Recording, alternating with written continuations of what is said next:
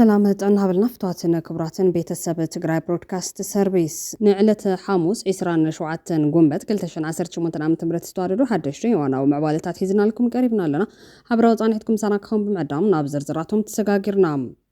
أوحات دحرتتي حبرة أوروبا تمال زوجو مقلت ما تنقاتها زحازت أو عتاريبهم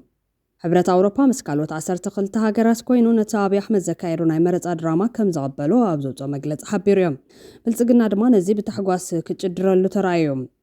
بخالي حبريتا إيرترا والتادراتا كم زوجو تفليدام التاقر بزعوات امدون والتادرا مسحابن زملكت بسندات استدقف ملختي نايم باستاتن زملكتو ماكالات محبر سبع عالمن كم زنقرت وانتقلت لهم بخالي زينا أب مراو تقرأي حدقين سوقم توسيدو السوقم تزي نسقطا لهيك تقرأي سيعبو زمت أخوينهم تقرأي بزمانو زتوررو عدتات كم زي من لسوس تقبر المنقردي زيت تختليو دك محارة بيت محارة قال مدن أولي سوعوا أنتم ورقتها بعداتهم كاوي محرام ده سبع شعو تقرأي تزارب يمزولتهم لك عد بعداتهم تسقع عن قربي ينبر تكزي كون أنت خون زلوا توسن ساعتها من خطالو بزح جزء كاب يا تقرأي تبهال كاب تكزنينيو يمزولو السجن جاي بس كل حج مرتعز أقرب توسخون قالوا بزح صحفات الله بزح تصحف صحف الله مخناتون والقايت حليف كان يوم تفيد كان دار قابت السودان تعرف إن إحنا بس حكاسي والقايت كم أكل عادي يزخون زلوا سلسة كذا كحتى وصع يخون مالتي حرا صبعنا رئينا ايو قنتم محرا تيفي زرع أخوه كلهم صحفتين أزبعوا زقربنا أخوه أصبعون ذاتكروا له تكزتيرنا أصقميرنا قال قن صقم كفترة لنا مخنياته تناي قوانقوان أي بهلنا يقلق أي قدسوا مني حجب زيزة لصقم نزياتهم قالوا تقدست مبالتاسن حيزنا لنا مسانات نحوم حوحات دحرتي حبرة أوروبا تمال زوجو مقلت متنقات زحازت أو عتاريبهم حبرة أوروبا مسكالوت عسرت خلت هاقرات خوينو نتيابي أحمد زكايرو نايمرت أدراما كم زغبلو أبزوجو مقلت حبيريوم بلتقنا دماه نزي بتحقواس كتشدرلو ترايوم حوحات بدحرزي بعنقا إنجلزانيا هابزرقوح مقلتي محبر سب عالم نابي زبو زلو قبول نتاب قمت بمتاو نايكوينات حدقا كم زلو تنقوام حوحات مقلتيون محدار جنرال تادس زباررو من تسلاميلو مخانوم تمزابلتي زملسو الأوان حزي كم زخونم ناي أوروميان أمحاران كوينات نإتيوبيا يهو خاب مهلاو تقراي نابو كتوسخ كم زي بلا زقلت كوينو ناب ممحدار أبي أحمد تدقاقام ناي نزرار ملأختو كان تسرد سمع مسانو هابت مقلت دايسولام تناي حوحات ناي تاوعيت مقلت منقس فيدرال نتوم كأن كفالات ناي توعل مقورات تتعوتات مالت ونسمع بريتوريا أبل قبرن موعال كم زف شالي كراخر تبتدقاقام زفت زمزلو متحاس وعل نتي ناي سلام مسرح كم زردحومون وطر كم زوسخ كم زقبرني قلت كم وطيت دمانة مسبلت قلنا خوينو زعومو مريحنة جنرال تادسان ملاي لعل 1 مليون سوات زتساتفلو زتتات كم زكايدة اتي بخلتشن 10 سلسن استمرت كل لاو بايتو مليسو كتايش كم زدقفو حوحات يحبر علما نايزد ما هاب مرر حكفتت بادون كيف الدرن تكالاو غصالنت نمرغغاصن مخانو اتسنل يردم ازي داغم حزي بدكتور دبرتون غرون كايل زمرح زلو منغستي نخلو زتعلل من محدار نمفتار سيسو ناي كابينت سلطان نتعامتو دباس كوها بحساب كم زغربه تمغلص يغلط كالي اب تግራይ ዘሎ ከቢድ ኢኮኖሚያዊ ጸጋማት እንኮን ላይ ህጽረት ነዳዲ ናህሮ ዋጋታት ምንካይ ንግዳውን ጥፈታትን ናገደደ ዝኸይ ዘሎ ኩነታት ተመዛበልትን ይገልጽ በተወሳኺ ተመዛበልቲ ብፍላይ ናብ ምዕራብ ትግራይ ንምምላስ ዝግበር ዘሎ እንቅፋታት ይኾናን እቲ መግለጺ ብዛዕባ ወታደራዊ ምንቅስቓስ ናይ ኢትዮጵያውን ጣይስዮም እቲ ሰነድ ኣብ ዙርያ ትግራይ ዝግበር ዘሎ ሰፊሕ ወታደራዊ ምድላዋት ከም ዘሻቀሎ ብምግላጽ እንደገና ናብ ወገናይ መታው ዕድልና ወስኺ ኸይድ ከም ዘሎ ይጠንቀም ካሊ ግጭት እንተተላዒሉን ኢትዮጵያ ጥራሕ ዘይኮነስ ንሙሉእ ዞባ ቀረን ኣፍሪካ ክጸሉ ከም ዝኸለውን ይረዳም ኣብ ሃገራዊ መረጻ ኢትዮጵያ እውን ንغይፍሎም عبيت خبابيتات إثيوبيا جنا بقيت تابز تاسيا الوان زكبر مرزا نبوليتيكاو بدوتات إثيوبيا مولو بمولو كفتح كم زي خالت مجلات إكراخر داغماي نزت زغربت أوعيت زملكتون سكفتاتات كوان طالو مرحلة تقراين سلام وفتح دلو مخانة سنة رجالت بهجراو درجة زدقف زتن صفحة بوليتيكاو زتن كجباري توام نبهجراوي محبر السبز غربت رعن زملكتون السند دبلوماسياتن أهجراويان مشارحتن حدش جيت نمكل خالن زتن متبعن بزيادة نتفترك تساوت يتحسس ሓሳብ ኣሞዳታ ድማ ተዋና መልእኽቲ ናይ ሕወሓት ፖለቲካዊ ዘተን ተዘይቐፂሉ ኢትዮጵያ ናብ ካሊእ ዓብይ ግጭት ገጻ ትጓዓዝ ከም ዘላ ዘጠንቅቖም እቶም ሓለፍቲ ናይ ሕወሓት ናይ ሰላም መስርሕ ይፈሽል ከም ዘላ ብምግላጽ እቲ ወጥሪ ናብ ውግእ ከዓረገ ኣህጉራውያን ኣካላት ነቲ ዘተከሳልጡ ሓገዞም ከበርክቱ ይጽውዑ ኣለዉ ብኻልእ ሓበሬታ ኤርትራ ወታደራታ ከም ዘውፅእ ተፍሊጣ እቲ ሃገር ብዛዕባ ጽምዶን ወታደራዊ ምሰሓብን ዝምልከት ብሰነዳት ዝተደገፈ መልእኽቲ ንኤምባሲታትን ዝምልከቶም ኣካላት ማሕበረሰብ ዓለምን ከም ዝነገረት ተገሊጹሎ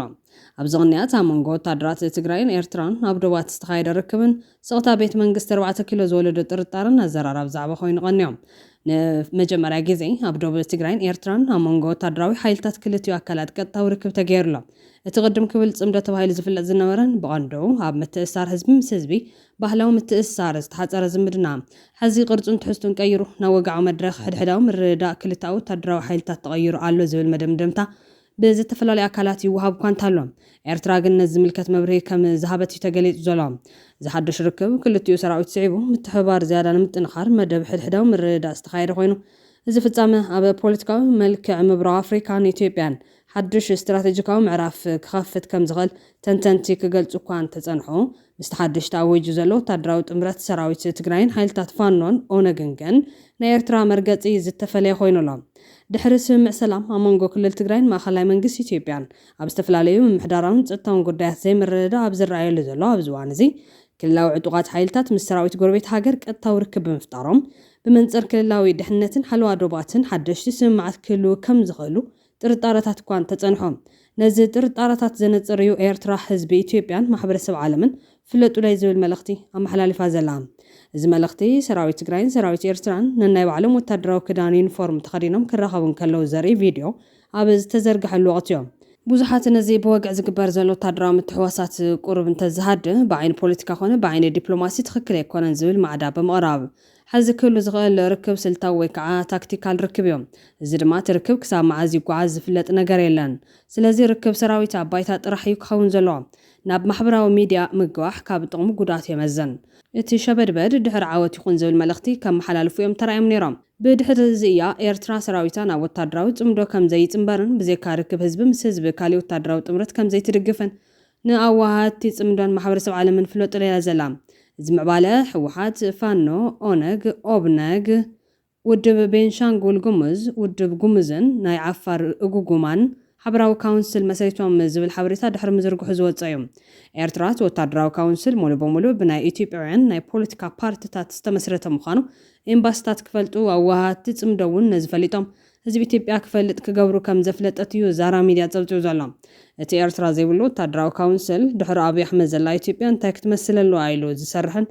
ኣብ ስምምዕ ዝበፅሐን ምዃኖም ኣብ ቀረባ እዋን እውን ካልኦት ውድባት ከም ዝጽምበርዎም ከምኡውን ነቲ ካውንስል ዝመርሑ መራሕቲ ንህዝቢ ወግዓዊ ከም ዝግበሩ ኢትዮ ፎረም ፀብፀቡ ኮይኖም ኣብ ዝሓለፈ ዓመት ምስ ፕረዚደንት ኢሳያስ አፈወርቂ ኣብ ኣስመራ ተራኺቡ ጽምዶ ኣብ ምውሃድ ዝሰርሕ ዘሎ ስታሊን ገብረስላሴ እውን ኤርትራ ዋላ እኳ ኣብቲ ህዝቢ ምስ ህዝቢ ዝግበር ርክብ ጽምዶ እንተሃለወት ኣብቲ ወታደራዊ ጽምዶ ግን ሰራዊታ ከም ዘይጽመድ ከም ዘፍለጠት ወግዓዊ ገይሩሎ መንግስቲ ኤርትራ ምስ ሰራዊት ትግራይ ኮነ ካሊእ ወጊኑ አንጻር ምሕዳር ኣብይ ኣሕመድ ክዋጋእ ዘይደልየሎም ጉዳያት ከም ዘለው ኣብይ ኣሕመድ ንኤርትራ እንተዘይወሪሩ ኤርትራ ምስ ትግራይ ኮነ ካሊእ ኮይና አንጻር ኣብይ ግን ክትዋጋእ መሪሕነታ ከም ዘይፈቅድ በተደጋጋሚ ክንጋር ጸንሕ ኮይኑ ሕዚ ግን እዚ ሐቅ ምዃን እዩ የመጀመሪያ አጀንዳችን የምናደርገው ያው የምርጫ ጉዳይ አይደለም ኢትዮጵያውያንን ደስ ያሰኘ ትልቅ መልካም ዜና ነው ያው ወጣ ገባ ሲል የነበረ ዜና ነው ብልጽግናም በቀጥታም በተዘዋዋሪ ሲገልጸው የነበረ ዜና ነው የኢትዮጵያ ኃይሎች ወታደራዊ ካውንስል ምስረታ ሊያከናውኑ ነው የሚል መረጃ ነው በቅርቡ ይፋ ይደረጋል አሁን ከተለያዩ ምንጮችም ዛሬ ኢትዮ ፎረም ዘግቦታል ኢንፋክት ጧት ይመስለኛል በቀጥታም በተዘዋዋሪ ብልጽግና ሲናገሩ የነበረ ነው በይፋ በቅርቡ አናንስ ይደረጋል ይሄ መልካም ዜና ነው ለኢትዮጵያውያን የኢትዮጵያ ኃይሎች ወታደራዊ ካውንስል ነው እዚህ ላይ የሚጠቃለለው ኦፍ ኮርስ ቲዲኤፍ ነው the elephant in the room የሚሉታል ፈረንጆች the elephant in the room ቲዲኤፍ ነው የአፋብን ነው የፋኖ ኃይሎች ወረና ቢስማ ኦሮሞ የአፋር ድርጅት አጎጉሞ የጉሙዝ ድርጅት የአገው ድርጅት የጋምቤላ ሌሎችም ቀጥለው የሚካተቱ ሊኖሩ ይችላሉ ነው እየተባለ ያለው ሌሎች ወታደራዊ ኃይሎችም በዚህ የጋራ ካውንስል ውስጥ ተካተው ኦፊሻሊ አናውንስ ያደርጋሉ ተብሎ እየተነገረ ነው። በቅርብ ይፋ ይደረጋል። እንግዲህ ይሄ ከጽምዶ ጋር ግንኙነት የለውም። ጽምዶ የህዝብ ለህዝብ ግንኙነት ነው። ከጽምዶ ጋር ጽምዶ የሚባለው በነገራችን ላይ ጽምዶ ባለፈው ሁለት ጉዳዮች እዚህ አካባቢ እዚህ ላይ ትንሽ ነካርጌ ሊድ አዲስ አበባ የሚገኙ ሚሊተሪ የተለያዩ የዓለም ዲፕሎማቲክ ሚሽንስ ኤምባሲዎች ባለፈው ጀነራል ተሾመ ገመቹ ለዓለም አቀፍ ህብረተሰብ አሳውቀናል፣ የጽምዶ ጉዳይ አብራርተናል ብሎ ሲናገር ነበርና ይሄ በአማርኛ ላይ የተናገረው ሰውየው ተሾመ ገመቹ በአማርኛ ላይ የተናገረው ሚሊተሪ የውጭ ግንኙነት ዳይሬክተር ስለሆነ ኤምባሲዎች በሙሉ በስታፎቻቸው ሞኒተር ያደርጋሉ። ሞኒተር እንደሚደረግም ያውቃል ብዬ አስባለሁ። ከዛ ምን አደረጉ? ከተለያዩ ኤምባሲዎች የደረሰን መረጃ ነው ይሄ። ኤምባሲዎቹ እርስ በርሳቸው ኮሚኒኬሽን አላቸው። አስቀድመንም ለኤምባሲዎች ተናግረናል ሲል ኤምባሲዎች ምን አደረጉ? በር እያንኳኩ ተነግሯቸዋል ወይ? ተጠርታችሁ ነበር ወይ? እኛ ሚስ ያደረግነው ስብሰባ አለን ወይ? ጀነራሉ ምንድን ነው የሚሉት? እኔ የለም አልተጠራንም። አንደኛው ሲሄድ አልተጠራንም፣ አንደኛው ሲሄድ ምንም አልተጠሩም። ምንድን ነው በኤምባሲ ደረጃ ጠርቶ የተነገራቸው ነገር የለም። የኢትዮጵያ መንግስት ግን ወደ ትራምፕ ቢሮ አላስገባም፣ ግን ሩቢዮ ጋር ደርሷል። ዩናይትድ ኔሽንስ ቢሮም ገብቷል። ጉተሬስ ጋርም ገብቷል። አውሮፓ ህብረትም ገብቷል። ወርቅነህ ገበየሁም ገብቷል። ወርቅነህ ገበየሁ እኮ እንደ ውጭ ዜጋ እኮ ነው የሚቆጠረው። ኢጋድ ነዋ። ኦፒዲዮ ነው የሚለው እኮ የለም እኮ። የትግራይ ጦርነት ደጋፊ ሆኖ እንደመጣ እኮ ማንም እኮ እንዲያቅለት አይፈልግም። እንደ ውጭ አገር ተቋም እንደ ፎሬን ኤንቲቲ ተደርጎ ነው አሁን ኢትዮጵያ ምድር ላይ እንዲሁ ሃንድል የሚደረገው። እና አፍሪካ ህብረትም እነ ሙሳ ፋቂ የነበረው መስሪያ ቤትም እንደዛ ነው። ለጠቅላላ እውቀት ላልሰማችሁም ትንሽ ተናግሬው ብሄድ ደስ ይለኛል። ከዚህ በፊት ተናግረነው አናውቅም። ጽምዶ ምንድን ነው? ጽምዶ ተብሎ ጽምዶ ውስጥ አሉ የሚባሉ እኔን ጨምሮ ከኤርትራ በኩልም ከኢትዮጵያ በኩልም የጽምዶ አካባቢ ያሉ ተብሎ ምንድን ነው ተብለን ተጠይቀናል። እኔን ጨምሮ ተጠይቄያለሁ። ማን ጠየቀኝ ብዬ እዚህ መናገር አያስፈልገኝም። ጽምዶ የህዝብ ለህዝብ ግንኙነት ነው ብለን አስረግጠን ተናግረን ማስረጃ አምጡልን ተብለን ጽምዶ 1 2 3 4 5 6 7 እስከ 30 ምናምን የህዝብ ለህዝብ ግንኙነት ሄድሞና ቲቪ ላይ ሄድሞና ቲቪ ላይ አለ። 1 2 3 ብሎ ማየት ይችላላችሁ። ኢሮባ አካባቢ፣ ዘላንበሳ አካባቢ፣ በራማ አካባቢ፣ በሸራሮ አካባቢ በሙሉ በአፋር አካባቢ፣ ሱዳን አካባቢ የነበረው አስረግጠን ወደ 9 ደቂቃ 10 ደቂቃ ምናምን አጭር ነው የሚፈለገው ተብሎ እሱን አስረክበናል። የተረከበ ዶክመንት ነው ማወራችሁ። ኒውዮርክ ገብቷል። ኮንፈርም አድርገውልናል። ኮንፈርም ያደረገልን ትልቅ ተቋም ነው። አውሮፓ ህብረት ገብቷል። ቤልጂየም ብራሰልስ ገብቷል። ኮንፈርም አድርገውልናል። ስለዚህ ጽምዶ ማለት የህዝብ ለህዝብ ግንኙነት ነው ተብሎ አስረግጠናል። ተሾመ ገመቹ ስለዚህ ጉዳይ እያወራን ካለ እኛ ቀድመን ኦልሬዲ አስረክበናል። ምን ማለት ነው ጽምዶ ማለት ምን እንደሆነ አስረክበናል። ምንም አዲስ ነገር አይደለም። ጠይቋቸው። ግንኙነት ካላቸው የኤርትራ አካባቢ ተመሳሳይ ነው የሚነግሯቸው። ተመሳሳይ አካባቢ ነው። እነሱም እርግጠኛ ነኝ ደርሷቸው ይሆናል። በኤርትራ በኩል ያለው የጽምዶ ካውንተር ፓርትም ኮንፈርሜሽን ደርሷቸው እንደሚሆን አልጠራጠርም። ተመሳሳይ ደርሶናል። እነሱም እንደሚደርሳቸው እርግጠኛ ነኝ። ሚዲያ ላይ ነው ቆፍጠን ብለን የምናወራው ሚዲያ ላይ ምን ማለት እንደሆነ ለነዚህ ተሾመ ገመቹ። ስለዚህ ይሄ በቅርቡ ይፋ የሚደረገው የኢትዮጵያ ኃይሎች ወታደራዊ ካውንስል ከጽምዶ ጋር ግንኙነት የለውም። የኤርትራ ጣልቃ ገብነትም የለውም። ፒውርሊ ኢንታየርሊ የኢትዮጵያ ኃይሎች ብቻ የሚሳተፉበት የኢትዮጵያ ችግርን መሰረት ያደረገ የኢትዮጵያ ምስቅልቅል ያለ ህይወት ማስተካከል የሚችል የኃይሎች ካውንስል ነው። ብኻልእ ሓበሬታ ብምዕራብ ትግራይ ሓድሽ ስጉም ተወሲዶም ብጉልባብ ሕጊ ምኽባር ግዛት ትግራይ ክቆራርስ ዝፅዕር ዘሎ ሰራዊት ብልፅግና ሓይሊ ዘብዒ ተከዘ ንምጥንኻር ይድግፍ ምህላው ደመቀ ዘውዱ ከረጋግፅ ፀንሐ ኮይኖም ነዚ ብረታዊ ዕጥቂ ዝድግፍ ካሊእ ስጉምቲ እውን ከም ዝወስዱ እዮም ወረርቲ ገሊፆም ዘለዎም። ብሽም ሕጊ ምኽባር ግዛት ትግራይ ክቆራርስ ዝፅዕር ዘሎ ሰራዊት ብልፅግና ምዕራብ ትግራይ ኣብ ትሕቲ ክልል ኣምሓራ ክኸውን ዝከኣል ኩሉ ይሰርሕ ምህላው ዝፍለጥ እዮም። ብመሰረት እዚ ድማ ኣብ ዝሓለፉ ተኸታተልቲ ዓመታት ዘብዒ ተከዘ ብዝብል ስም ሓያሎ ዕጡቃት የሰልጥንን የመርዖን ኣሎ። ነዚ ብብረታዊ ዕጥቂ ዝተፈፀመ ወራር ድማ ብሚድያን ዲፕሎማስን ንምስራፅ ሚድያ ከም ዝተኸሉ እዮም ወረርቲ ገሊፆም ዘለዎም። እዚ ሚድያ እዚ ነቲ ቅድሚ ሕዚ ብደርፍን ሚድያን ዜናቶም ዓዲ ንምውራር ዝተጠቐሙሉ መንገዲ ዝያዳ ንምጥንኻር ምዃኑ ተፈሊጡ ዘሎ የዚህ የብልጽግና ማዕከላዊ ኮሚቴ አባል የሆኑት ዋና አስተዳዳሪው አቶ አሸተ ደምለው ደግሞ ያስታጠቅናችሁ ጠላትን አሳዳችሁ እንድትመቱበት ነው እያሉ ሲናገሩ ይደመጣሉ። ቲፒኤልኤፍ እና የሱ ተላላኪ ባንዳዎች እና ባዳዎች ወልቃይት ጠገዴ ብዙ መልኩ ይመኟታል። ከዚህ በኋላ ግን አያገኟትም። በቴሌቪዥን መስኮት ብቻ ያያታል እንጂ ተከዜን ተሻግሮ ወልቃይት ጠገዴ ምድር መርገጥ አይቻልም። እሱ የያዛችሁት የብረት ትጥቅ ይዛችሁ ትዋጋላችሁ። የሐሳብ ትጥቁ ይቀጥላል ማለት ነው። የወልቃይት ጠገዴ አማራ ማንነትና ወሰን አስመላሽ ኮሚቴ ከወራሪውና ከተስፋፊው ትነግ ለአንዴና ለመጨረሻ ነፃ ወጥቷል። ነፃነትን የማጽናት የዚህ ትውልድ ኃላፊነት አለበት። አንዱ መታገያ የምናደርገው ደግሞ ሚዲያ ነው። ሐሳብ ስንል ሐሳባችን የምንሸጥበት ወደ ህዝቡ የምናዳርስበት አንዱ ቱል ሆኖ የሚያገለግለን ሚዲያ ነው። ስለሆነም የሚዲያ ተቋማት በብዛት የሉም። እንደዛው ከዚህ ቀደም ሐሳባችን ስንገልጽ የነበሩ በተለያዩ ሚዲያዎች ነው። እነሱን ለማግኘትም እንደ ልብ ስለማይገኝ ዛሬ ደግሞ በወልቃይት ጠገዴ አብራክ ልጆች የተመሰረተ አመራር ያለው በራሱ በስርዓት የሚመራ ሚዲያ ሆኖ እንዲያገለግል እንዲሰራ በዛሬው ዕለት በወልቃይት ጠገዴ ሰቲት ሁመራ ዞን በሁመራ ከተማ በተንጣለለው አዳራሽ ለመመረቅ ስለተገናኘን በድጋሚ እንኳን ደስ አላችሁ እንኳን ደስ አለን አስፈልጋለሁ። ይሄን ሚዲያ በጣም በርካታ ስራዎች ይጠበቅበታል። መደገፍ አለብን፣ ማጠናከር አለብን። የወልቃይት ጠገዴ አማራ ሚዲያ ዩቲዩብ ነው እየተከፈተ ያለ፣ ሳተላይት አይደለም፣ ገና ነው፣ እያደገ የሚሄድ ነው። የወልቃይት ጠገዴ ትግል ደግሞ እያደገ የሚሄድ ነው። እያደገ የሚሄድ ትግል ደግሞ ሚዲያ ያስፈልገዋል ማለት ነው።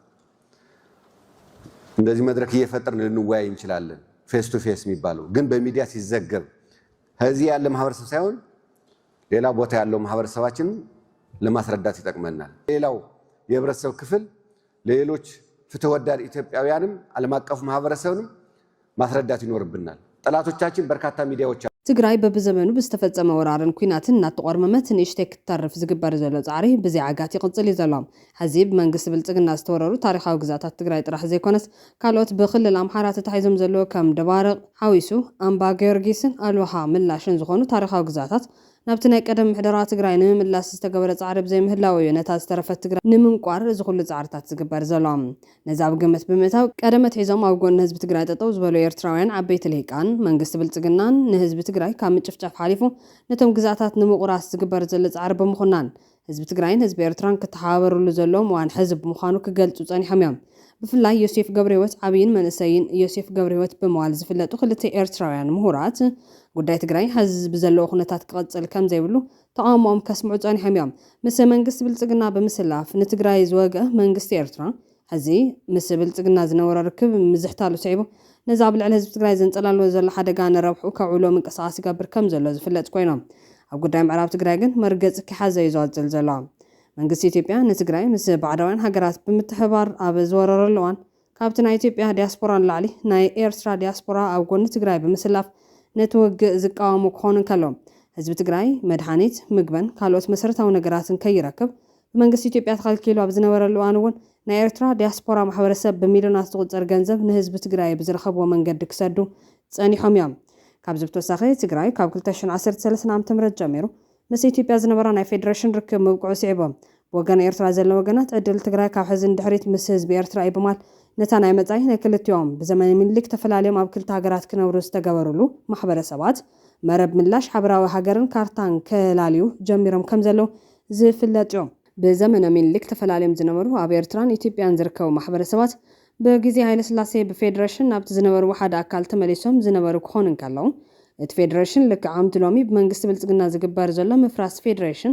ብስርዓት ሃይለስላሴ ብሓይሊ ምፍራስ ስዒቡ ህዝቢ ኤርትራ ን30 ዓመታት ተቃሊሱ ብዘመነ ስልጣን መለስ ዜናዊ ካብ ገዛት ኢትዮጵያ ናፃ ምውፁ ይፍለጥ።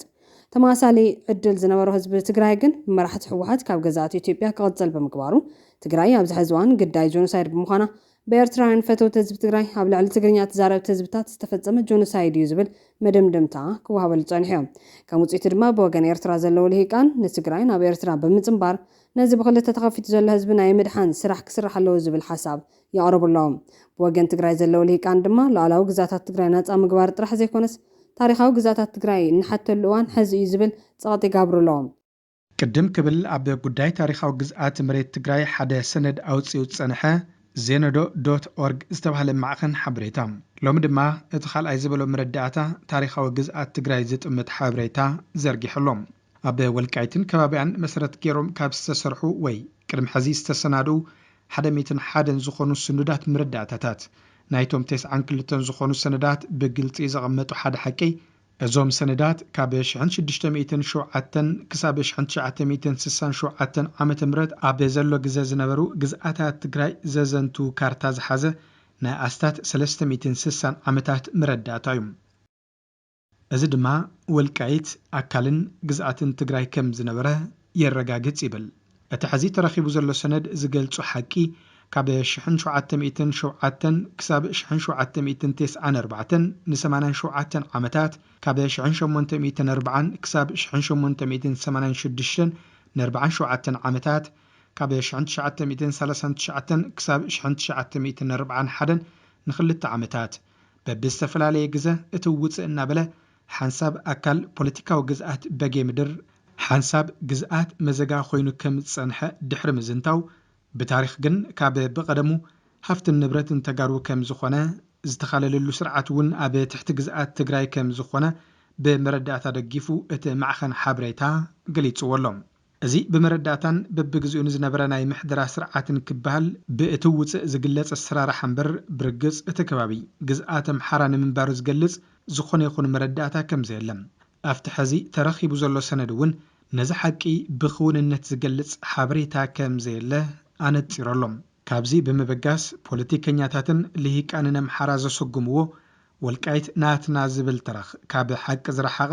ነዚ ዘረጋግጽ ዝኾነ መረዳእታ ዘይተረኸበሉ ብዝተገበረ ብዙሕ ጻዕሪ ዘሓተተ መጽናዕቲ ዋንነት ዘረጋግጽ ሓበሬታ ከም ዘየለን እቲ ማዕኸን ሓበሬታ ኣጣሊለሎም ኣብዚ ፀቕጢ ገብሩ ካብ ዘለዉ ልሂቃን ትግራይ ሓደን መጽናዕትታትን መርትዑታትን ዝተደገፈ ክትዕ ዘቕርቡን ዶክተር ገላውዴዎስ ኣርኣያ እዮም እቶም ዶክተር ብጉዳይ ግዛታት ትግራይ ብካርታ ዝተደገፉ ወሰንቲ ሓበሬታታት ብምፍላይ ካብ 2004 ዓ.ም ጀሚሮም ንህዝቢ ወግዓዊ ክገብሩ ጸኒሖም እዮም ግዛታት ትግራይ ካብ ዝሕዚ ዘሎ ስፍሓት ዝሰፍሐ ምዃኑ ብመርትዑ ዝተደገፈ ክትዕ ብምቕራብ ዝፍለጡ ኮይኖም ሓደ እዋን ብዛዕባ ወልቃይት ኣመልኪቶም ዘቕረብዎ ጽሑፍ ስዒቡ ንምፍርራሕ ዝተገበረሎም ፈተነ ቀሊል ከም ዘይነበረ ይዘኻኽሮም ካብ ዝኾነ ይኹን ወገን ዝመጽእ ፀቕጢ ብምጽዋር ሕዚ እውን ታሪኻዊ ግዛታት ትግራይ ወሰኖም ክኽበር ቃልሶም ከም ዝቐጽሉ ዶክተር ገላውዴዎስ ኣርኣያ ዘረጋገጹ ክኾኑ ከለዉ ኣብ ምዕራብ ትግራይ ጥራሕ ካብ 14 ንላዕሊ መጽናዕትታት ከም ዝሕተሙ ገሊጾም እዮም ፕሮፌሰር ገላውዴዎስ ኣርኣያ ትግራይ ካብ መበል 17 ክፍለ ዘመን ጀሚሩ ዝነበራ ስፍሓትን ናይ ህዝቢ ኣሰፋፍራን ኣመልኪቶም ቅድሚ ኩናት ትግራይ ዩኒቨርሲቲ ጌንት ወግዓዊ ካብ ዝገበሮ ዓብዪ ካርታ ትግራይ ብምጥቃስ ኣብዚ ሕዚ እዋን ኣብ ትግራይ ኣንጸላሊ ዘሎ ሓደጋ እንታይ ምዃኑ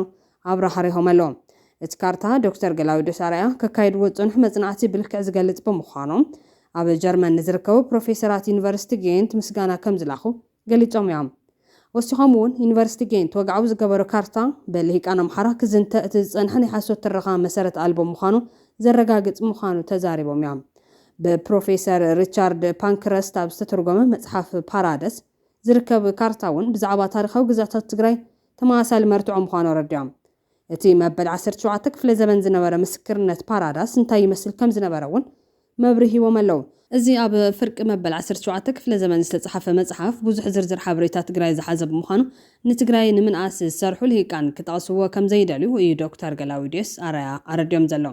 ኣብቲ ካርታ ዘላ ትግራይን ሕዚ ዘላ ትግራይን ብምንጽጻር ትግራይ ካብ 80,000 ስኩዌር ኪሎ ሜትር ናብ 20,000 ስኩዌር ኪሎ ሜትር ወይ ድማ ብ4 ዕጽፊ ከም እትቕንስ ከም ዝተገበረ ይገልጾም ዶክተር ገላውዴዎስ ኣርኣያ ኣብ ጉዳይ ታሪኻዊ ግዛታት ትግራይ ዘርኢ ሓያሎ መጽናዕትታት ዝገበሩ ክኾኑ ከለዉ ብጊዜ ኢማኑኤል ፓራዳስ ዝነበሩ ናይ ትግራይ መራሕቲ እንታይ ከም ዝበሉ ነቲ መዘኻኸሪ ብምልካት ዝሕዚ ተጠቐሰ ተዛሪቦም ትግራይ መመሊሳ እናደቐቐት ልሂቃን ትግራይ ሱቕ ኢሎም ክርእዩ ከም ዘይግባእ ዝምግቱ እቶም ተመራማሪ ታሪኻዊ መዛግብትን ምስክርነት ተመራመርትን እውን ኣቕሪቦም እዮም ኣብ ዘመነ መሳፍንቲ ዝነበረ ታሪኻዊ ግዛት ተመልኪቶም እውን መብርሂ ሂቦም እዮም ብፍላይ ምዕራብ ትግራይ ዝምልከት ደገዝማቲ ናይ ዝጊ ሕዚ ኣያና ዝጊ ዝበሃል ፍርስራስ ቤተ መንግስቲ ዝሃነጹ ካብ ዓድረመጽ ክኖም ነቲ ሕዚ ምዕራብ ትግራይ ዝበሃል ከም ዘመሓደሩ ነይሮም ታሪኻዊ መዛግብቲ ብምጥቃስ ዘረድዎም ካልእ ተወሳኺ መረጋገፂ ማኑኤል ኤልማዳ እውን ኣቕሪቦም ኣለዉ ንግዛት ትግራይ ካብ ዝድህስስ መጽሓፉ ግዛት ትግራይ ካብ 1590ታት ጀሚሩ ክሳብ እዋን ሃፀይ ሃይለ ስላሴ ምዕራብ ትግራይ ሓዊሱ ካልኦት ኣብ ክልል ኣምሓራ ዝርከቡ ግዛታት ናይ ትግራይ ከም ዝነበሩ ዝገልጽ ምዃኑ ረዲኦም። ጆብ ሎዶልፍ ዝተባሃለ ተመራማሪ እውን ትግራይ ኣብ እዋን እቲ 27 ኣውራጃታት ዝሓዘት ግዛት ከም ዝነበረት ከም ዝድህስስ ብምግላጽ ነቲ ታሪኻዊ ድሕረ ባይታ ረዲኦምዎም። ፕሮፌሰር ገላውዴዎስ ኣርኣያ ካልኦት ሓያሎ መርትዖታት ኣቕሪቦም ኣለዉ። ብፍላይ ካብ ዘመነ መንግስቲ ሃፀይ ዮሃንስ ጀሚሩ ክሳብ ራስ ስዩም መንገሻ ክሳብ መተማ ዘሎ ግዛት የመሓድርሉ ዝነበሩ መስርሕ ዘየሻም ምዃኑ ገሊፆም። ብዙሓት ናይ ሰባትን ታሪኻዊ መዛግብትን ምልክታትን መርትዖታትን እውን የቕርብሎም። እቶም ተመራማሪ ታሪክ በዚ ደረጃ ከቢድ ጻዕርታት እኳ እንተካየዱ ህልው ኩነታት ትግራይ ግን ንዝሓዞ ዝብትን እምበር ዝተመንጠሎ ዘምልስ ኮይኑ ኣይቀጸለን ዘሎ። ዶክተር ገላውዴዎስ ኣርኣያ እቶም ዝተወሰዱ ናይ ትግራይ ግዛታት ክምለሱ ናይ ትግራይ ዓበይቲ ዓዲ ሽማግለታት ከም ዝሓተቱ ዘዘኻኸሩ ክኾኑ እንከለዉ ቅድሚ ኩናት ትግራይ ካብ መተማ ክሳብ ኣልዋሃ ምላሽ ዝተወረሩ መሬታት ዘምልስ ኮሚቴ ኣብ ትግራይ ተጣይሹ እኳ እንተነበረ ኣይቀጸለን። ኣብ መወዳእታ ዶክተር ገላውዴዎስ ኣርኣያ ሕገ መንግስቲ ኣይንቕበልን ዝብሉ ሰባት እቲ መማረፂ ቅድሚ ሕዚ ዝወረርዎም ናይ ትግራይ ግዛታት ከረክቡ ከም ዝግባዮም ዝምግቶም። ንምዃኑ ካብ ትግራይ ተወሪሮም ኣብ ትሕቲ ገዛእቲ ዝወደቑ ከባቢታት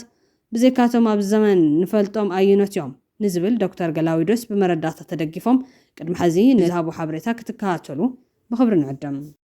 እስካብ ራያ ሙሉእ ይኹን እስካብ ወልቃይት መወዳእታ እውን ብትሕዚ ዘሎ ሕገ መንግስቲ መሰረት ዋላ ግዝኣቱ ተባሂሉ ይቀመጥ ብታሪክ ግን ካብኡ ዝሰፍሐ ካብኡ ዝዓበየ ስለ ዝኾነ ኣብዚ ዘይተጠቓለሉ ካልኦት ዓበይቲ መሬታት እውን ኣለው። ሰሙ እውን ነምልስ ኢና ዝበሃል ወይ ክንምልስ ይግበአና ኢሎም ዘቐምጡ ሰባት ኣለው። ብታሪክ ተኸይድና ኣብ እስካብ ቀረባ ዝነበረ ታሪክ እውን ተኸይድና እቶም ክምለሱ እዮም ተባሂሎም ዝለዓሉ መሬታት ከመይ ይርእዎም ሶም? ቀደም ኢሉ ጠፍአ ንግዚኡ ተጸንሐ ድሓን እየ ዝብል ኣነ ዝሓሸ ዝመስለኒ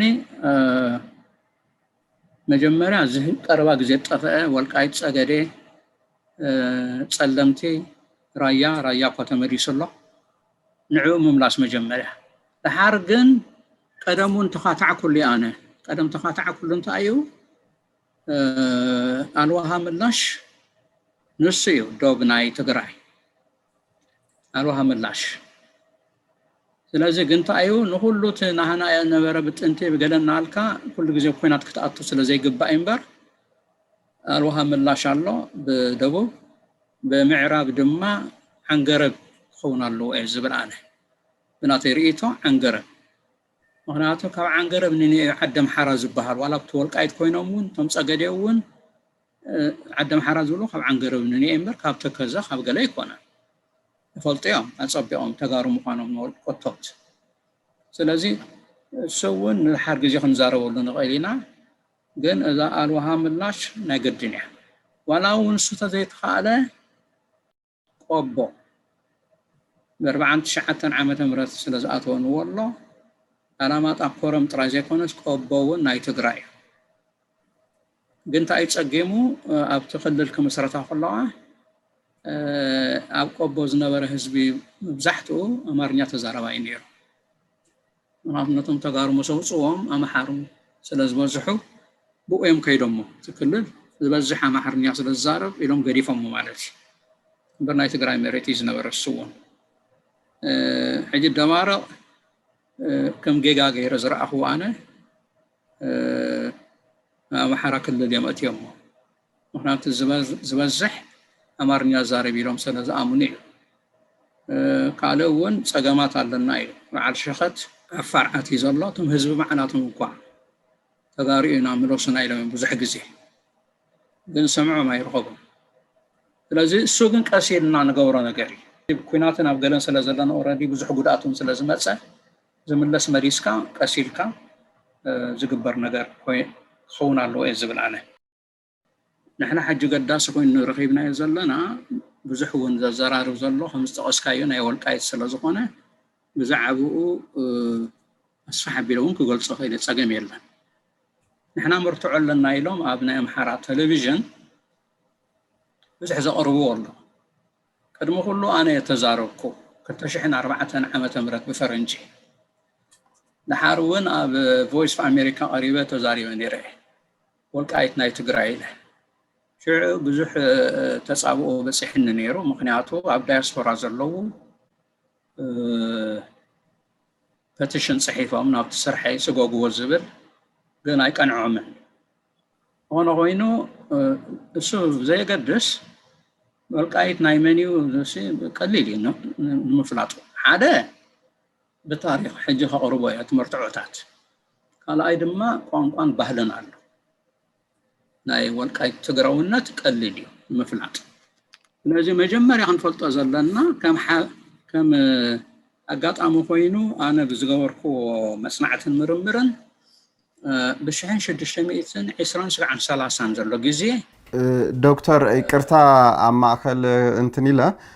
ሓዚ ብደንብ ስለ ወልቃይት ትብራህራህ ተሎ ብዙሕ ትግራዋይ ከመይሉ ማዕቢሉ ከመይሉ መጽዩ ታዩ መሰረቱት መከራኸር ነጡ ኸታዩ ዝብል ብዙሕ ግዜ ብግልጽ ዘይመሓዝ ዘይምፍላጥ እውን ኣሎ ንኡ ንጽር ክብል ምእንቲ ሓደት ህዝቢ መን እዩ አነባብሩ ዲሞግራፊዩ ታይ ይመስል በአድሚኒስትሬሽን እንደገና ከመይና በለዩ ማዕቢሉ መጽዩ ዝሐዘሎ ብርክበጽ ይዝብል በታሪክ በደንብ እንትን አቢሎም ከተቀሩልና ዝሐሸ መስለኒ هو صب انس እንደ خገብር ዝፍትን ዘለኹ እቲ ህዝቢ ኩናና ከምንፈልጦ ትግርኛ ተዛረባይ ولا ወልቃይት ولا ጸገዴ ولا ጸለምቲ ትግርኛ ይዛረብ አሁን ተቀምጠ ያነ ነቢረ ይባዓለ ያነ حتى ቀጥታ እንታይ ናትኩም መንነት ስንታዩ ኣብ ዓዲ ሰላም ነቶም ለካ ዓዲ ሽማግሌታት ሓቲተዮም ወንሕና ዳ ብጥንቲ ጥቅምቲ ተጋሩ ኮይና ይብሉ ናብ ወልቃይት ድማ ዓድረ መጽኹን ቃፍታውን ኣብ ቃፍታ ተወሰነ ግዜ ተቀሚጠ አሁን ሓቲተዮም ነይረ ናህና ተጋሩ ምዃን ዘጠራጥር ኣይኮነን ርግጽዩ ወልቀታይ ገለ ንብል ወልቀታይ ንብል ኩሉ ሰብ ከምኡ ይዝብል ግን ተጋሩ ኢና ዘጠራጥር ኣይኮነን ኢሎም ዝነገሩን ሁሉ በዓላቶም ደቂ ዓዲ ስለዚ ኩሉ ርእዩ ኣነት ዓድታት ብጣዕሚ ከማንገር የምንገሊኡ እቲ ኣስማት እንታይ መኽብለካ ኢና ወኽን መጸንኽ ኢልና ጽንሕ ኢልና ግን መጀመርያ ሓደ መርትዖ ኸበካ ነቲ ሰምዓና ዘሎ ህዝቢ ምንቲ ብደንብ ክርድኦ እንታይ መሰረት ጌርካ ኣኻ ወልቃይት ናይ ትግራይ ትብል ክበሃል ስለ ዝከኣል መጀመርያ ኣነ ብመጽናዕትን ምርምርን ዝረኸብክዎ ኣንተወይ ተቐይሰ ዝነበርኩ ኣብ 1623 ኣካባቢ ሱሶንየስ ኣብ ጎንደር ዝነገሰሉ ጊዜ ሽዑ ደገዝማቲ ገላውዲዮስ ዝበሃሉ ኣብ ሽረ ነይሮም ግን ንወልቃይት ንሰራየ ጠቕሊሎም ይገዝእዎ ነይሮም ሰራየ ዝበሃል ኣብ ኤርትራ ዘሎ ሕጂ ወልቃይት ግዝኣቶም እዩ ዝነበረ ካብዚ ተከዘንኒ ትግራይ ካብ ተከዘንኒ ኣምሓራ ዝበሃል ጌጋይ ዓብዪ ጌጋይ in fact እቶም ወልቆታት በዓላቶም እቲ ዓዲ መሓራ ዝብልዎ ዓንገረብ ሰጊርካ እዩ ዓንገረብ ደቂ መሓራ ቤተ መሓራ ገለ መደናው ሊጽዕዎ እቶም ወልቆታት በዓላቶም ካብኡ መሓራ እምበር ስብዓ ሽዑ ትግርኛ ተዛራቢ እዮም ዝብልቶም ደቂ ዓዲ በዓላቶም ስለዚ ዓንገረብ እምበር ተከዘ ኣይኮነን ክኸውን ዘለዎ እቲ ወሰን ንሳቶም ንኸታልሉ ብዙሕ ግዜ ካብ ያ ትግራይ ትበሃል ካብ ተከዘንኒዮ እዮም ዝብሉ እሱ ግን ጌጋ እዩ ስለዚ እቶም ደጃች ገላውዲዮስ ምግዛእ ጥራይ ዘይኮነ ማኑዌል ባራዳስ ዝበሃል ከዓ ናይ ፖርቹጊዝ ሚስዮናዊ ዝነበረ ኣብ ትግራይ ፍረሙና ትበሃል ዓዲ ኣብ መንጎ ኣኽሱምን ዓድዋን እዩ ዝቕመጥ ዝነበረ እሞ እቲ ናይ ካቶሊክ ሃይማኖት ንምስፋሕ ይፍትን ነይሩ ብ1620 ኣካባቢ ልክ ዝመፅእ እሱ ድማ በቲ ግዜ እቲ ካብኡ ግን እንታይ ይኸውን እቲ ህዝቢ ስለ ዘፈራርሖ እቲ ናቱ ሰራሕተኛ ዝነበረው ስለ ተቐተለ ማኑዌል ባራዳስ ሃዲሙ ይወፅእ እሞ ኣብ የመን ይኸይድ ኣብ የመን ብ1634 መፅሓፍ ይፅሕፍ ናይ ትግራይ ናይ 17 ክፍለ ዘመን ጂኦግራፊን ታሪኽን እያ ትብል እታ መፅሓፍ ኦኬ هذه زرزر يزلوا بتعم زرزر يزلوا لحال ريسيرش غير كرغاغصو زفتنكو تا كارتا مزانه حج زمناو كارتا ناي تግራይ نحر ودادير كاين 4 عصفيا تግራይ زنبرت شعو كالكوليت مسغوركو 80,000 سكوير كيلومتر يزمصح اوكي حج زلنا 20 قلن شح انا تግራይ حج زلا تقرامي ما مالتي نيسا مالتي ስለዚህ 4 عصفيات انا قدم تግራይ بسمين كمت باراዳስ زبلو ابت كارتاون زرئي ناي دهلاك دسيتات بملو قي بحري سمين تግራይ زبحال شعو نسي نيرو اذا اكلوا زي سراي حماسين ما اكل عدي ما اكل لك عشان قال تግራይ ما عاد وقسم اقامه مالتي اتي سمين دهلاك دسيتات دبوب دما حجي الوها ملاش نبلو نسو ግን ባራዳስ ዶባ ይዙሎ ደቡብ አወልዲያ መሆኒ አወልዲያ ምብራቅ ዳናኬል ይዘብሎ ግን ቀይ ባህሪ ወኔር ኣብቲ ካርታ ማለት ምዕራብ ሕጂ او اوروب ተዋقع ነገር አለ ንባዕሉ እንታይ ይዝብል ባራዳስ ገለገሊኦም ተከዘብሉ ካልኦት ግን ሌማሌሞ ወሰን ናይ ትግራይ ይብሉ እዚም ካልኦት ዛሊማለሞ ተጠቅሶ አይደልኝ ግን ሌማለሞ ማለት ለማለሞን ይዝብሉ እሱ ግን ሌማለሞን መባል እሱን በሙሉ ተስማት ናይ ትግርኛ ስሙን ምዃኑ እናረጋገጽ አለና አጋጣሚ ኮይና አነ ዝራእኹ ሓደ ዓዲ ለማለሞ መስወረት ከም ታሕቲ እተቀንደ ሃይወት መገድ ማለት ማይ ለሓም ትበሃል ዓደላ ማይ لحم كا اب ندرت لنا نحنا اب ايرتراون الله ما يلحم زبال يتعدي عدرقاي نبعلو تግርኛይ ማይ ጸብሪ ትግርኛይ ተመገድታት ዘሎ ሙሉ እንደሕርያ ካየው ስለዚህ ማኑኤል ባራዳስ ኮሙ ይልጅምርሞ ደሓርግና ምታይ ዘአቱ ጂኦግራፊ ፖለቲካን ጥራጅ የሆነስ ባህሊ ብዛዕ ሕርሻ ብዛዕ ገለ በሰፊሕ ይጽሕፍ ናይ ትግራይ ስለዚህ እዚ ሓደ ምርቱዕ እዩ ግን በግዚኡ ለካለ ድማ ማኑኤል አልሜዳ ዝበሃል መሴናዊ መጽኔሪ ኦኬ እቲ ማኑኤል አልሜዳ ድማ በደቡ ከይተረፈ ነዚ ሕጂ ሰቆጣ ንብሎ ዋግ ንብሎ ብሙሉኡ ናይ ትግራይ ዝቐምጦ ጥራይ ወልቃይት ኣይኮነ ወልቃይት ግን ነገድን ናይ ትግራይ ዝብሎ አልሜዳ ከይተረፈ እንደገና ሉዶልፍ ዝበሃል ጀርመናዊ ብዛዕባ ናይ መጀመርያ ናይ ኢትዮጵያ ታሪኽን ምርምርን ይጽሓፈ ንሱውን ናይ ክልቲኦም ደጊፉ ናይ ትግራይ ስፍሓት ወልቃይት ከይተረፈ ከም ዝነበረ ገይሩ ዘርኢ ኦኬ ካለ ብጣዕሚ ታገዳሲት ዝብላ ኣነ ማይክል ራሰል ዝበሃል ማይክል ራሰል ዝጽሓፈ መጽሓፍ ከኣሎ ኑቢያ and Abyssinia ይዝብል መጽሓፍ አርእስቶ እጀናው እንታይ ይዝብል ኑቢያ and Abyssinia ማይክል ራሰል ታይብል ማእከል ትግራይ ክብል ከሎ አጋጣሚ ኮይኑ ሕጂውን ማእከል ትግራይ አይ ሰሜን ይምበር አክሱም ዓድዋ ሽረ ተንቤን ማለት እዩ ማእከል ትግራይ ዝብሎም ንዖ ካለ ግን እንታይ ይብል ሕጋመ እንደርታ ዋጅራት አፍላ ላስታ አበርገለ ሰሜን ጎንደር ዘሎ ሰሜን ተንቤን ሽረ ወልቃይት ዋልድባ እዚ ትግራይ ይብል ማይክል ራሰል እዚ ብዙሕ ምርጫ ይዘሎ ስለዚህ እዚ ቀደም አጸበና ዝረኸብናዮ እዩ ምንም ዘጠራጥሩና አይኮነን ናይ ሩዶልፍ ነገረካ ናይ ሄንሪ ሶልት ዝብሃል መጀመርያ 19 ክፍለ ዘመን ትግራይ መጽእ ነይሩ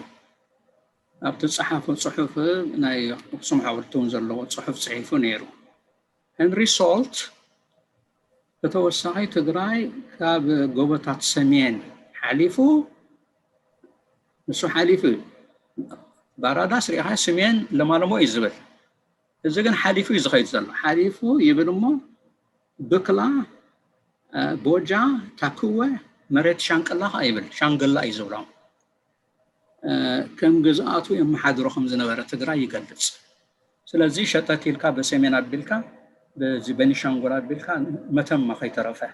መተማ ንብሎ ካዕቢ እዚ ብሙሉ ግዝኣት ናይ ትግራይ ዝብሎ ማይክል ራሰል ሕጂ ናይ አልመዳ ምስክርነት ኣሎ ናይ ሉዶልፍ ኣሎ ናይ ራሰል ኣሎ ሓደ ከዓ ተለዝ ዝበሃል TALEZZ ከተዚ ሚስዮናዊ እዚ ድማ ብዛዕባ በረድ ኣብ ልዕሊኦም ዘለዉ መኽራናት ኣለዉ ኣብ ትግራይ ይብል ሕጂ ዛ ትግራይ ዘላ ንሕሪእኻ እያ ትዝለዓለ ትብሎ ዋላ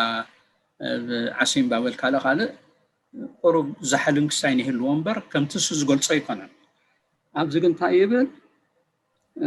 እዞም ኣኽራናት እዚኦም ዞም ናይ ትግራይ በረድ ዘለዎም ኣብ ልዕሊኦም ኣብ ሰሜን እዮም ዝርከቡ ይብል ሕጂ ራስ ዳሻን ኢና ንብሎ ንሱ ስለዚ ወልቃይት ደሞ ማእከል እንዲ ክትተርፍ እንድሕር ከም ዝኸይድና ንሕብ ደንብ ርኢናዮ ስነ ሞገት ተኸይድና ማለት እየ ሕጂ ካልእ ጆን ሆተን ዝበሃል ሆተን ናቱ መፅሓፍ Abyssinia and its people Abyssinia and its people ይዝብል መፅሓፍ ናቱ ንሱ ብዙሕ እኳ ፀሓፈ ብዛዕባ ኣድባራት እዩ ኣብ ትግራይ ዘይድፈራ ኣድባራት ኣለዋ ዘይጥቃዓ ሕጂ ተመሊስ ብህይወት ዝነብር ምገረሞ ነይሩ ኩለንተን ኣድባራት ዝብለን ዘሎ ተጠቂዐን እየን ኣብ ትግራይ ዝኾነ ኮይኑ ግን ክጥቃዓ ክድፈራ ዘይከኣላ ናይ ትግራይ ኣድባራት ይብል እሞ እንታይ ይብል ኣክሱም ሓንቲ እያ ይብል ዋልድባ ካልአይቲ እያ ይብል ራሰል እውን ዋልድባ ናይ ትግራይ እዩ ዝብል እዚ ከዓ ጆን ሆተን ከዓ ዋልድባ ናይ ትግራይ እዩ ዝብል ስለዚ ዋልድባ እዩ ዘሎ ይታት እኮ እዩ ዘሎ ጉንዳ ጉንዴ ደብረ ዳሞ ዜና ኣርባዕተ እየን ብጣዕሚ ፍሉጣት ወርያት ማንም ክደፍረን ዘይክእል ኢሉ ይፅሕፍ ጆን ሆተን ናይ ጆን ሆተን ዘምፅሕዎ መርትዖ ክኾነን እዚ ወልቃይት ማእከል ዓዲ ከም ዝኾነ ሓሊፍካ ንምኻድ እዩ እዚ ኩሉ መሰኻክር ኣሎ ብቐረባ ግዜ ከዓ ክንፈልጦ ዘለና እንታይ እዩ ፀለምቲ መዓስ ይኸይዱ ካብ ትግራይ ፀለምቲ እኮ ኢቴጌ ጣይቱ ከም ህያብ ተዋሂብዎን ምኒልክ ሃፀይ ምኒልክ ዝሃብዎን እዩ ድሕሪ ዓድዋ ኤርትራ ጠፊኡስ እንደገና ድማ ከመይ ከም ጦርመም ዘላ ትግራይ ርእይ ሕጂ ብምኒልክ ግዜ ምስ ጣልያን ስምዕ ተገይሩ ኤርትራ እዛ ሕጂ ኤርትራ ንብላ ዓዲ ተቆርሚማ ኸይዳ እያ ግን ሕጂ ብቲ ካርታ ንሪኣ ኤርትራ ኣይኮነትን ሽዑ ቀንዲ ነበረት ካብ ምፅዋዕ ስጋዕ ሰገነይቲ ስጋዕ እዩ ዝበፅሕ ዝነበረ ንእሽተይ እያ ዝነበረት ግን በዓልቶም ኣስፊሖም ቶም ጣልያን ድሓር ድሕሪ እዚ ምስ ከደ ናይ ኤርትራ ወገን ብሰሜን ወገን ምስ ተቆርሰ ትግራይ ብምዕራብ ወገን ድማ ድሕሪ ዓድዋ ሓደ ዓመት ነቲ ፀለምቲ ዝበሃል ንጎንደር ከም ዝኣቱ ገይሮም ማለት እዩ እዚ ኣሎ መጨረሻ ክንመፅእ ንኽእል እንታይ እዩ 1948 ጃንሆይ በዓሎም ወልቃይት ካብ ትግራይ ተወሲዱ ናብ ጎንደር ክኣቱ ኣለዎ ኢሎም 1948 1949 ሓንቲ ዓመት ድሕሪኣ ድማ ራያ ቆቦ ተቆሪሱ ካብ ትግራይ ንኽኣቱ ናብ ወሎ ንወዶም ኣልጋውራሽ ሂቦሞም ማለት እዩ ነዚ ከዓ ምስክርነት ኣለና ዕድመ ፀገብ ኣቦታትና ኣለዉ በዓል ልኡር መንገሻ ኣለዉ ፊታውራሪ ዝበየነ ኣለዉ ፊታውራሪ ዝበየነ ባዕሎም ናይ ፓርላማ ኣባል ዝነበሩ ኣማኻሪ ናይ ጃንሆይ ዝነበሩ እዮም ንምንታይ ኢሎም ተኻቲዖም እዮም ሽዑ ንምንታይ እዩ ቆቦ ተቆሪሱ ዝኽየድ ንምምሕዳር ክትዕመና ኢልና ተባሂሉ ሕጂ ብሰሜን ብምዕራብ ብደቡብ እዮም ቆርሚሞማ ንትግራይ እምበር ወልቃይት ናይ ትግራይ ዝነበረ ሕጂ መጨረሻ ከም ፃልካ ዝደሊ እንታይ እዩ እቲ ዓድታት ርእዮ ኣጋጣሚ ኮይኑ ንዓይ ዓብዪ ትምህርቲ እዩ ዝነበረ ብኡ ገይረ ዝወፀኹ ንሱዳን እዚ ቅድሚ 38 ዓመት ሸዓተ ዝዛረብ ዘለኹ موت عدتها رئيون كنت تقدم تقصكل كا حد السلام تقميته بكافتاون تقميته بعد رمسون تقميته جت مريت هزب كل خري أقول له سي هو عدتها نيروباتات نسمات بتعم زقرمي ما يتصور له عد سلام الله عد رقع الله ما يحرقص الله بركوت الله ما يلحم الله حد رمس نبعل الله ما يلمين الله عد قرن الله ما يساعد الله كلهم وي ماي وي عديع ومولو ما يهبي كيترف الله إذا أجيت مارنيا زارو هزمي ما يبلني كما يجري ما يتقرنيا أمارنيا خونس كما يجري يوم نتم تقرنيا زارو هزمي سي أما حرايحهم زورهم زلوا بتعم زقرم زي سلازي مرتعتات بتعم وزحيو بحد صيرون خقروا إلى إمبر كابزن لعلون الله والقايت ببهلوخن بقانقوخن بمريتوخن مرت تكذا سلازلاسي أخيلو أي بهلا جبتنا هنا بالمدي ربع يزفل زنبر قدم أبزنني كم مرة بنمسالة زي كاتف اليوم على تيمبر أبقى عدتات ربع أو كلتا يسنتا أنا زلخو نيويورك نمسالة هادسون زبهال ربع لعبي ربع قبل على خب كندا متسمو سنتيغو بوكيانوس يزاتو أجي أمونغو نيويورك أمونغو نيجيرسي تبهال ستيت إتا ربع أبكلتا أتسنتا أبزن نيجيرسي أبزن أبزي أتبهال بر كاب ربع نيو يكون نزبهال أجي أتي زم سؤالو زالو خطع سنو موقت قبولو زيدا لو أنسي كابزن نيو كابزن نيو تقرأي كابزن نيو زبهال هيكون እሱ ሰገር ካውን ትግራዩን خبلك ካይለያ بتحز زقرو مرتعوتات مسرت والقايت ኣይኮነን بتግራይ بتكزا كقدب لعليون زخاده خمز ነበረ ብዙሕ مرتعوتات ውን ኣለው ሰሙን بሰፊሑ زقرو مرتعوتات ኣለው مزوتات حيز ግን ብዙሕ ግዜ بتوم والقايت ናምሓራ እዩ ኢሎም ክናገሩን ሰምዖም ሰባት تكذا كم زخونات دمبر تجراوي لعل تكذا تشجيرو كم زي خدا نا تجراي جزاتون أو تكذا كم زقدب جيرم زعمت وكونتات الله حدا صحفتون توقعست زنورو بمسرح تكذا دمبر ينيرو وصونيلهم زعمت له كونتات الله طيقهم سوات نزي بيلاز طيقهم أرمناوزي انترفيوز ممساي تكذا بحال تلو تنا حزي صم تكذا يوم زوع وزلو بوتا زي خونا بتنبين زلو تكذا يوم زوع نيرم أبزحاتهم توقعست بقون بتحزي تكذا بحال زلو بتعمي أكاز بوتحو زبزحو نمجعز نوتعتنيا مجعز زي خونا أو زنبرسب أبزح زشفته كافتي زنبرة منجستي طفيو كحباء زخيد مبر بتعمي مجعز أجامو خمس زنبرة سم مالتهم مون خمسة يخونا زحبوا رسابات الله الصم خما يرئوا بتاريخ عيني تنجر لكعي زبل كايو كله لكعي قال أنت أي مسلك أتي وسن ويك دوب نولو ناي كلتا هاجريكم كلتا عدكم كلتا جالكم ناي قدن حدا روبا ترايك خوني بولو تروبا سجيرون حجن مسالة روبا سجيركا بايزوي عد سلام كونكا أبي عد يرى أبي عد تريها أتي لعلواي أكل نايت جزاوتي برغر كل كله عد سلام روحوا أيو جنا وهم كاتريها لساتهم كابعلهم عداجانا عداجا سولس بهالني راح أدوتا ذم لخطني عداجانا أنا ما أكلت جراينا أنا أبتو يولون كابا عدم حرا خيدنا نتقرأينا نأتو أيكون نزولو نحنا تقاروينا قلنا ما أكل تقرأينا أتو يمزولو هجت كم وسنك خون إخيليو كيكونون إخيليو قلنا كم زبال كايو قال يوم صحافتي هم زبولو اللو كابتا كنزا بزوغان تقرأيو بزوغان كأ أم حرا يزبولو اللو سوغن جاي بس كل حج مرتعي زقربكو توسخون قالوا بزح صحفات الله بزح تصحفت صحف الله مخناتون والقايت حالف كان يوت فايت كان دار قابت السودان طرف نحر بصح كاسي والقايت كما اكل عادي زخون زرنا ስለዚ ተከዘ ሕቶ ወፃኢ ይኸውን ማለት እዩ ሕራ ፀቢዕና ርኢናዮ ብዙሕ ንዓይ ብዙሕ ኣይተሓሳስበንን እዩ ግን እቶም ኣምሓራ ቲቪ ዝረኣኽዎ ኩሎም ፀሓፍቲ ኢና ዝበሃሉ ዝቐረቡ ናብኡ ኣፀቢቖም ዘተኩርሉ ተከዘ እዩ ተከዘ ተየልና ፀገም የለን ካልእ ግን ፀገም ክፈጥረልና እዩ ምክንያቱ ናይ ቋንቋ ናይ ባህሊ ናይ ገለ ኣይገድሶምን እዩ ሕጂ ብዚ ዘሎ ፀገም ሓደ ግዜ ትዝክሮ ተኾንካ ብድምፂ ወያኔ ዝቐረበ እዩ ነዚ ደመቀ ዘውዲ ዝበሃል ኮሎኔል ንዑ ብኡ ኢንተርቪው ተገይሮም ወድኹም ኣምሓራ እዩ ዝብል ንስኹም እንታይ ትብሉ ኢሎም ብዋዕ ሰንቢዶም ኣነ ከለኹ ኢሎም ኣነ ከለኹ እሶም ትግራዋይ ምዃኖም ይፈልጡ እዮም ንሱ እውን ይፈልጥ እዩ ንሱ ባዕሉ ናይ ሕወሓት ተጋዳላይ ዝነበረ እዩ